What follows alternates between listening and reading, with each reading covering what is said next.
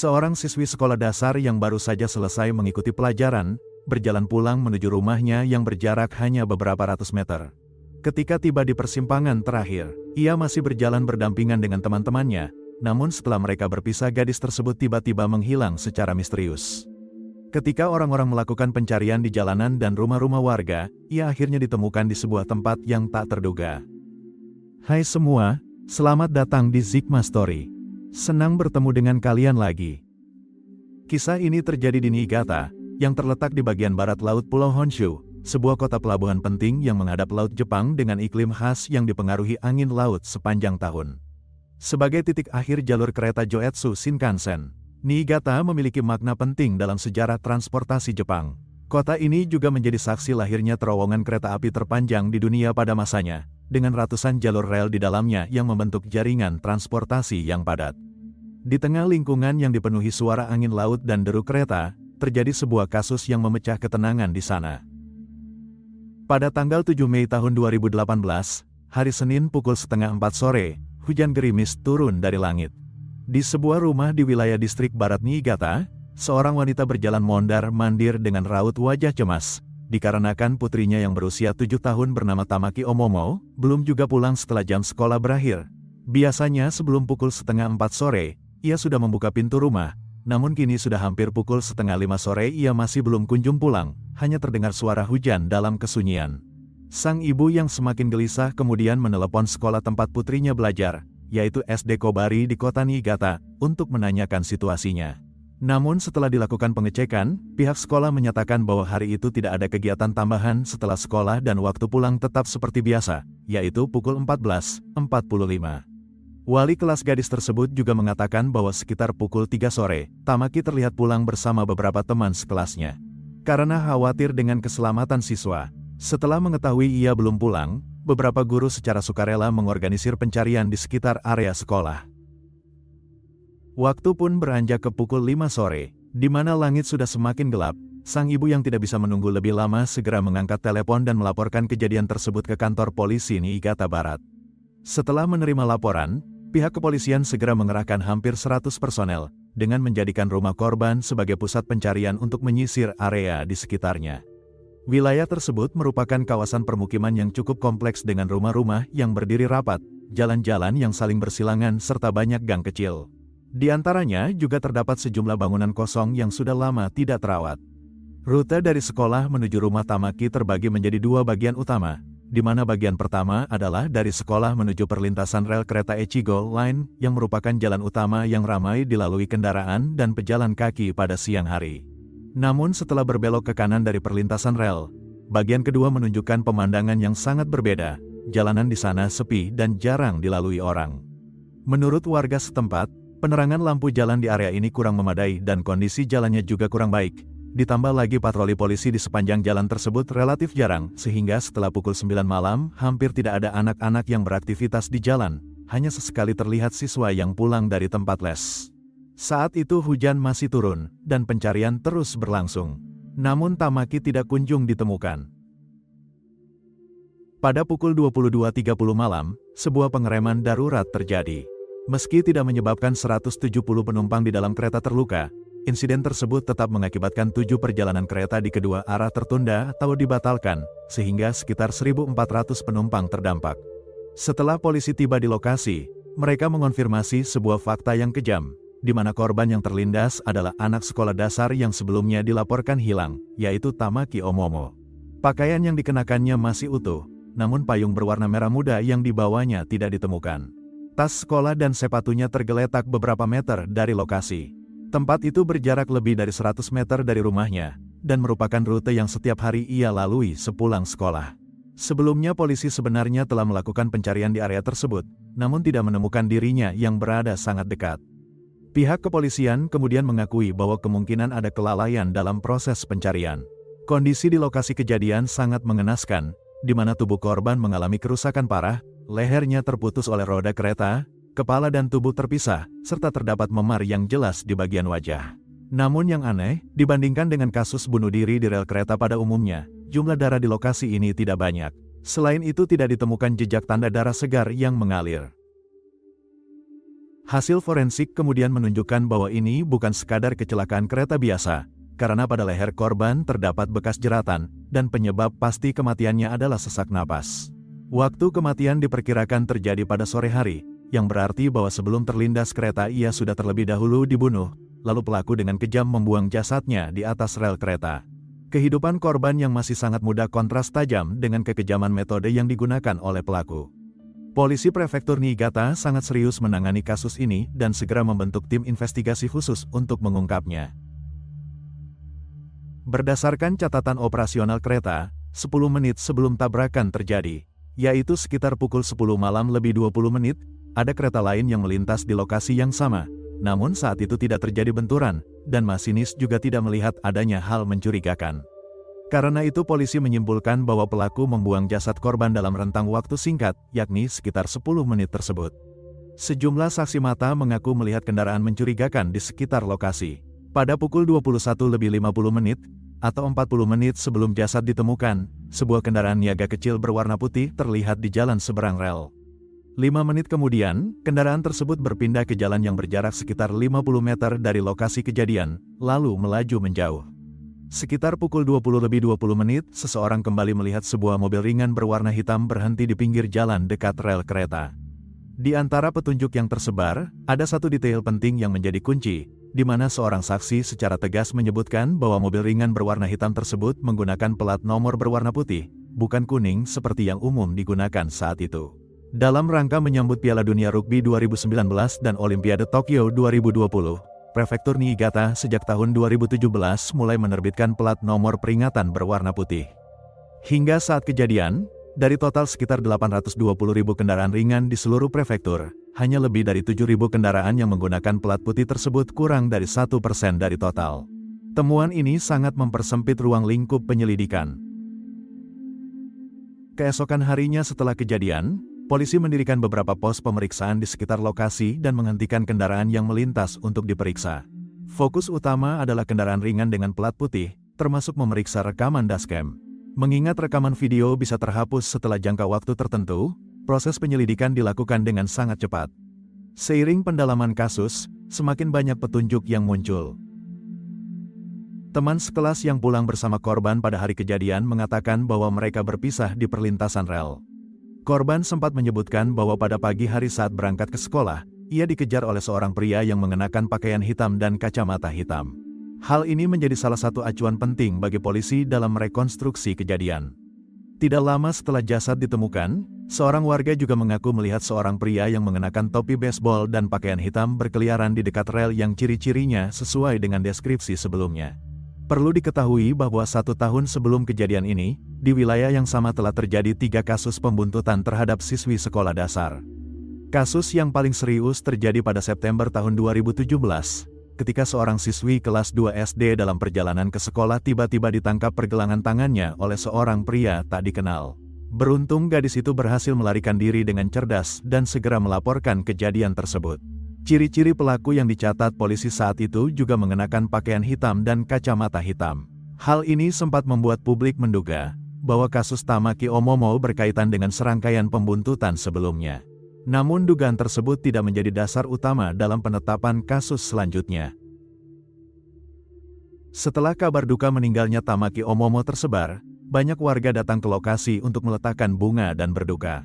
Di mata para tetangga, ia adalah anak yang patuh dan baik hati, selalu menyapa orang dewasa dengan sopan, disertai senyum polos di wajahnya. Menurut para guru, ia memiliki kecintaan khusus terhadap tanaman.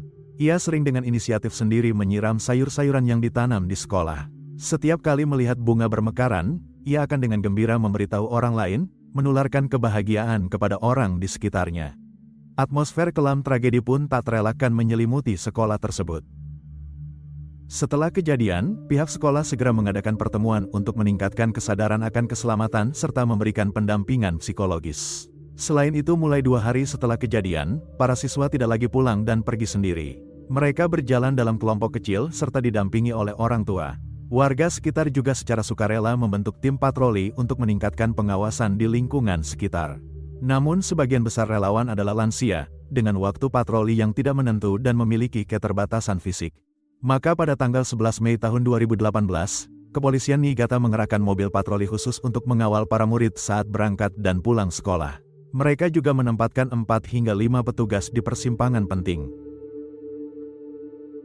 1 minggu setelah kejadian, melalui peninjauan berulang rekaman kamera pengawas, polisi secara bertahap mengidentifikasi sebuah mobil ringan berwarna hitam dengan plat nomor putih yang beberapa kali muncul di dekat lokasi penemuan jasad pada hari kejadian.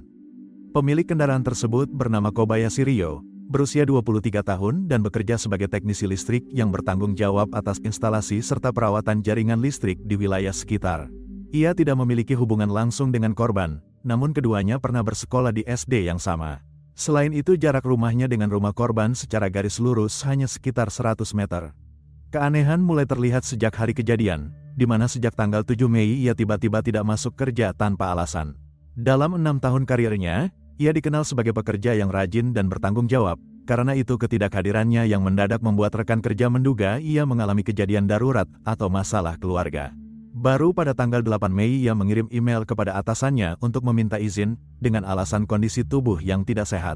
Atasannya yang khawatir kemudian menghubunginya melalui telepon pada tanggal 11 Mei untuk menanyakan kondisinya.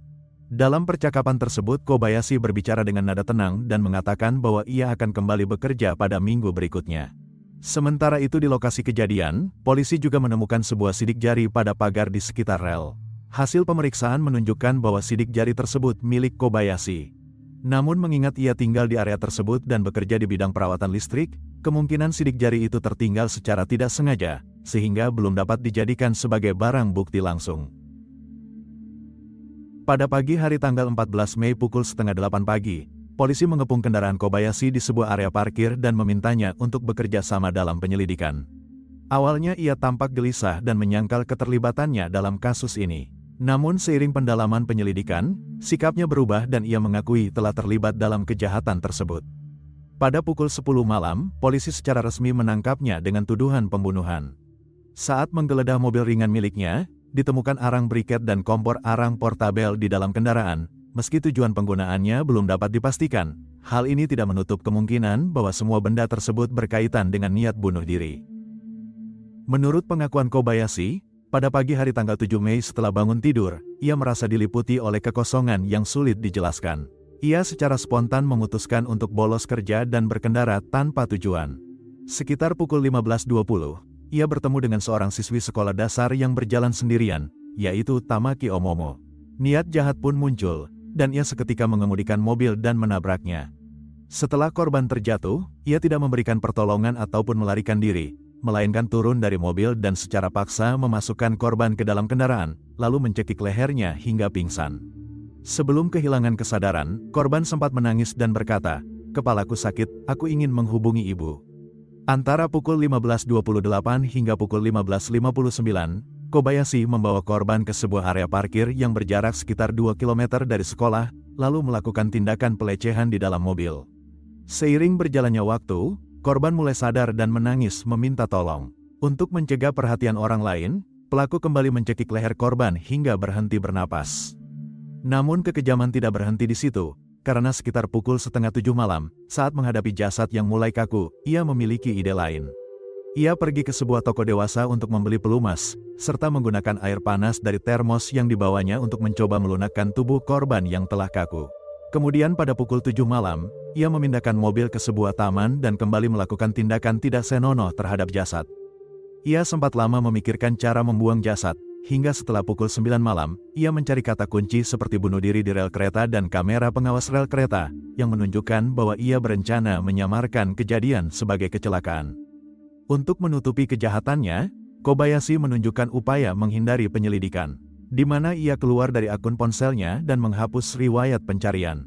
Antara pukul 22.20 hingga pukul 22.30, ia meletakkan jasad korban di atas rel kereta. Keesokan harinya ketika ia membersihkan mobilnya, terutama bagian seperti karpet kaki yang mudah menyimpan jejak, ia juga membuang celana yang dikenakannya saat melakukan kejahatan serta menghapus data di ponselnya. Namun semua upaya tersebut sia-sia, karena 1 minggu setelah kejadian, ia berhasil ditangkap oleh polisi. Pada pukul 22.30 malam tanggal 14 Mei tahun 2018, Kobayashi dibawa ke kantor polisi Niigata Barat. Saat itu di luar kantor polisi sudah dipenuhi oleh banyak wartawan yang berkerumun hingga menutup akses masuk, dengan deretan kilatan lampu kamera yang terus menyala. Duduk di kursi belakang mobil polisi, Kobayashi Ryo sedikit menundukkan kepala. Namun berbeda dengan kebanyakan tersangka yang berusaha menutupi wajah mereka untuk menghindari sorotan kamera, ia memilih tidak melakukannya. Justru sudut bibirnya tampak sedikit terangkat, menunjukkan ekspresi yang tidak wajar dan membuat merinding. Ketika ditanya mengenai perasaannya terhadap korban dan keluarga korban, jawabannya sederhana dan dingin bahwa tidak ada perasaan khusus. Petugas yang menangani kasus ini mengungkapkan bahwa Kobayashi memiliki kekurangan empati. Meski ia sepenuhnya menyadari bahwa kejahatan yang dilakukannya sangat keji dan tidak dapat diterima, sejak awal hingga akhir ia tidak menunjukkan sedikit pun rasa penyesalan atau rasa bersalah. Diketahui bahwa Kobayashi tumbuh dalam keluarga yang cenderung tertutup. Ia adalah anak kedua dari 3 bersaudara. Dalam ingatan orang-orang di sekitarnya, keluarga ini hidup rukun dan jarang terjadi pertengkaran, bahkan hingga saat kejadian mereka masih tinggal bersama di bawah satu atap. Warga yang marah berdatangan ke rumah Kobayashi untuk menuntut penjelasan. Ibunya yang saat itu masih mengira bahwa anaknya sedang bekerja seperti biasa, tampak kebingungan menghadapi kerumunan tersebut. Ketika ditanya mobil apa yang dikendarai anaknya, ia menjawab dengan jujur bahwa itu adalah mobil ringan berwarna hitam. Setelah mendengar hal itu, semua orang di sekitar langsung menghela napas panjang. Menurut laporan, keluarga Kobayashi kemudian memilih pindah karena tidak kuat menghadapi tekanan opini publik. Lalu, bagaimana seseorang yang lahir dari keluarga biasa dan tampak normal bisa melakukan tindakan sekejam ini? Jika menelusuri kembali perjalanan hidupnya, indikasinya sebenarnya sudah muncul sejak lama. Pada masa sekolah dasar, Kobayashi tidak menunjukkan sifat memberontak atau kecenderungan kekerasan. Seorang teman sekelasnya mengenang bahwa ia adalah anak yang pendiam, jarang marah, dan tidak pernah terlibat perkelahian. Sebagai anak yang memiliki beberapa konsol game di rumah, ia sangat menyukai anime dan permainan video, terutama seri Gundam yang ia gemari hampir secara fanatik. Seorang lansia di sekitar tempat tinggalnya bahkan menyebutnya sebagai anak baik yang dikenal semua orang, di mana semasa kecilnya ia sering membantu orang tua mengerjakan pekerjaan rumah dan dengan senang hati membantu tetangga mengangkat barang. Namun sejak masuk sekolah menengah, ia mulai menunjukkan perubahan. Ia mengurangi interaksi dengan teman sebaya, dan justru lebih banyak menghabiskan waktu bersama anak-anak yang lebih kecil. Dalam percakapan santai dengan teman dekatnya, ia pernah mengaku sangat menyukai karakter gadis kecil dalam anime dan game. Saat itu temannya menganggap hal tersebut sebagai candaan dan bahkan menjulukinya lolicon. Dalam buku kenangan kelulusan sekolah menengah, ia menuliskan harapannya untuk masa depan, di mana 10 tahun kemudian ia ingin menjalani kehidupan yang tenang. Tapi ironisnya, ketenangan itu justru ia hancurkan sendiri. Setelah lulus SMA, ia melanjutkan ke sekolah kejuruan dengan jurusan teknik listrik, dan setelah dewasa bekerja sebagai teknisi listrik. Di mata rekan kerja, ia dikenal sopan dan berperilaku baik. Seorang rekan pernah mengingat kejadian saat perjalanan perusahaan, di mana Kobayashi terlihat bermain lama dengan seorang anak perempuan yang dibawa oleh rekan kerja. Ia kadang menggendongnya, dan terkadang menatapnya dari belakang dalam waktu yang lama. Saat itu semua orang menganggap ia hanya menyukai anak-anak, tanpa menyadari kejanggalan. Namun jika dipikir kembali sekarang, pemandangan tersebut terasa sangat mengerikan. Di balik wajah normalnya, Kobayashi sebenarnya telah berulang kali melampaui batas. Hasil penyelidikan menunjukkan bahwa 2 bulan sebelum kejadian, ia berkenalan dengan seorang gadis di bawah umur melalui platform pertemanan, kemudian mengajaknya berkendara dan melakukan tindakan tidak senonoh di dalam mobil hingga membuat korban sempat memiliki pikiran untuk mengakhiri hidupnya.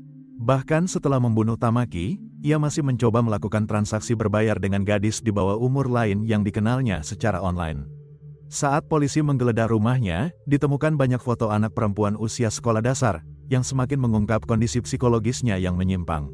Terkait metode kejahatannya, para ahli menilai bahwa Kobayashi adalah pelaku yang memiliki tekad kuat dan bertindak cepat.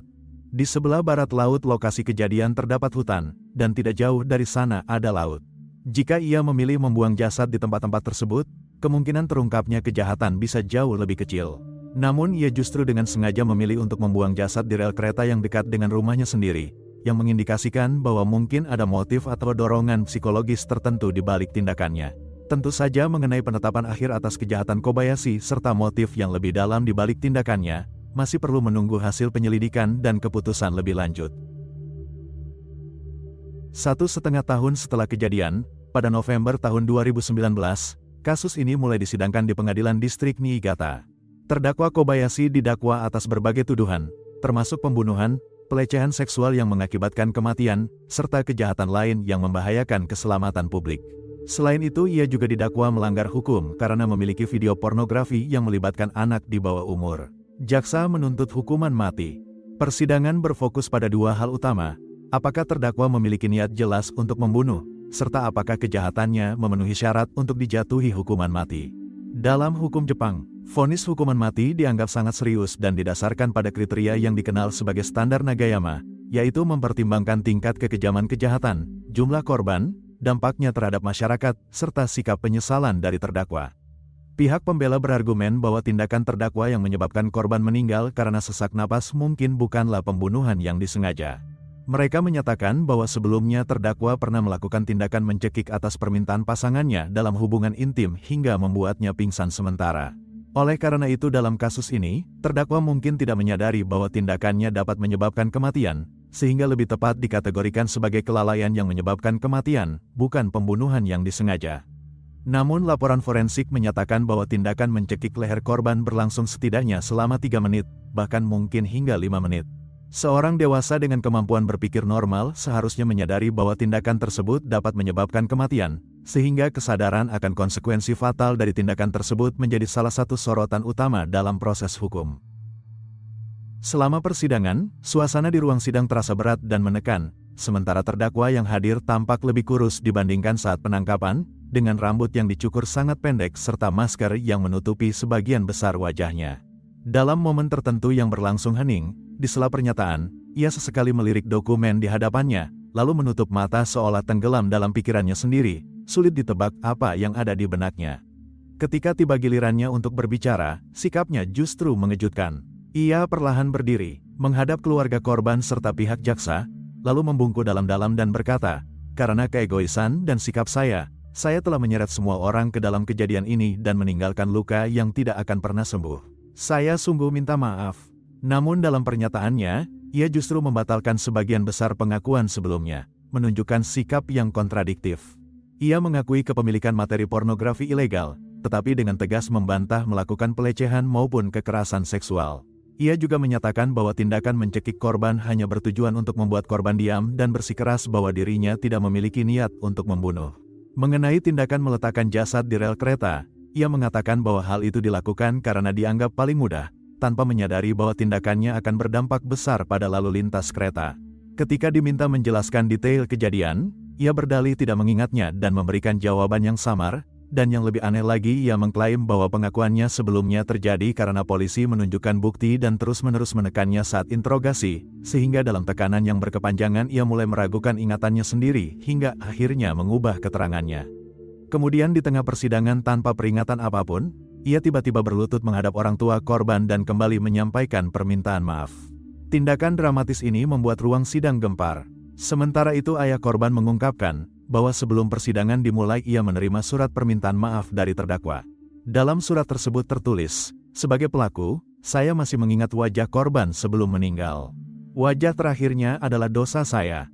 Sekilas ucapan tersebut terdengar penuh penyesalan. Namun di mata orang tua korban, baik aksi berlutut di pengadilan maupun surat tersebut tidak menunjukkan penyesalan yang tulus, melainkan hanya upaya untuk meringankan hukuman. Bagi pasangan orang tua yang telah kehilangan putri mereka, sikap mereka tegas, untuk kejahatan sekejam ini, satu-satunya cara menebus dosa adalah dengan kematian. Ketika persidangan memasuki tahap krusial, sebuah rekaman interogasi polisi diputar sebagai bukti di pengadilan. Dalam rekaman tersebut Kobayashi terlihat sangat santai, seolah sedang mengobrol dengan teman. Ia berbicara dengan nada ringan, bahkan sempat bercanda dengan polisi dan mengatakan, "Ini cuma bercanda kan?" Namun di hadapan bukti yang kuat, ia akhirnya mengakui perbuatannya dan menjelaskan secara rinci kronologi kejadian. Beberapa detail yang diungkapkan sangat spesifik dan hanya mungkin diketahui oleh pelaku, yang bertentangan dengan klaimnya bahwa pengakuan tersebut diperoleh karena paksaan. Hakim menilai bahwa meski kasus ini bukan pembunuhan berencana dengan target tertentu, korban adalah seorang anak di bawah umur yang jelas berada dalam posisi sangat lemah. Oleh karena itu, sifat kejahatan ini dinilai sangat keji. Demi memuaskan hasratnya yang menyimpang, terdakwa dengan kejam telah merenggut nyawa seorang anak yang tidak bersalah, serta tidak menunjukkan penyesalan yang nyata sehingga dianggap berbahaya bagi masyarakat. Pada tanggal 4 Desember tahun 2019, pengadilan menjatuhkan vonis bahwa Kobayashi dinyatakan bersalah. Namun karena bukti yang ada tidak cukup untuk menunjukkan bahwa kejahatan tersebut direncanakan sebelumnya, dan jumlah korban hanya 1 orang sehingga berdasarkan standar Nagayama, kasus ini belum memenuhi syarat untuk dijatuhi hukuman mati. Oleh karena itu ia dijatuhi hukuman penjara seumur hidup, serta diwajibkan membayar ganti rugi sebesar 80 juta yen kepada keluarga korban. Keluarga korban menyatakan tidak dapat menerima putusan tersebut, karena menganggap pengadilan terlalu ringan terhadap pelaku. Namun Pengadilan Tinggi Tokyo dan Mahkamah Agung Jepang kemudian tetap mempertahankan putusan tersebut.